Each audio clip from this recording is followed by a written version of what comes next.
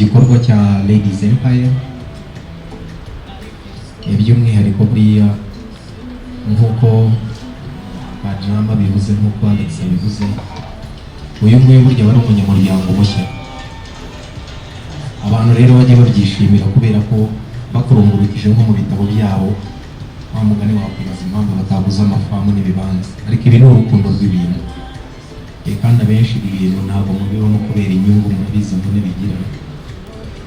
Harimo n'abo mwiganye bakize kubarusha, ariko kubera ikintu kiri muri ibi ngibi ni urukundo, ni passion. So nta muntu rero ugura urukundo. Niyo mpamvu burya n'abantu baravuga ngo burya ngo ukora icyo ukunda ntabwo kikuvura.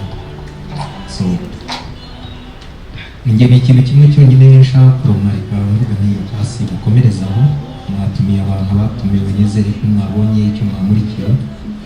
Nishimiye kumenya bamwe ntabwo nari mbazi, guhera ku muhanzi Alto nawe nakomerezaho. Gusa ikintu nanjye nashimangiraho, ntabwo tuzi gufatanya iwacu.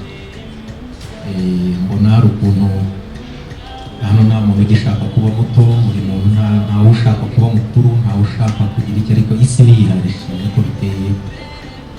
Byanze bikunze hari uwagufasha, nawe hari icyo wagufasha. Ujye utinya. Nabonye abahanzi b'iwacu aho umuhanzi aba agomba no gukora mu gitaramo runaka cya mugenzi, ariko ugasanga nacyo nta gipositinga. Muzabikurikirane mu bireba, ari uririmba ahantu ntabigiremo n'uruhare kubera ko yishyuwe, ibyo byarangiye. So bano bahanzi rero benshi hanze mubona hanze uko binagenda, babeshya cyangwa berekana isura runaka ko bahanganye, ariko mu bikari barahura bakaganira, bakavuga bati twe twiteze imbere gute, twereke gute abakunzi bacu ko twanahanganye. Ubundi indoro zikavugira hanze mu makomantere, mwe abantu mukabifata uko babonye, ariko bo baba bafite business yabo barimo gukora itari imbere. So ngewe rero ikintu nabwira Pasi, nabwira Ladies Empire ndetse n'abayirimo, mugire ikintu muhindura. Urumva dukoreho n'ayamvugeho ngo harya umwana w'umukino arota ko mu biyoboya, ntabwo arota indege yamusize.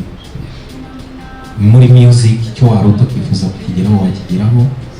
Ikindi, iyi ni impinduka nziza yewe ngenda tayari nk'ibisanzwe, isaha n'isaha, mu gihe cyose nzabashoboye. Naho ubundi mukomerezaho, hatagira ubatera ubwoba, na bya mpire byabaye binini byahereye gutya.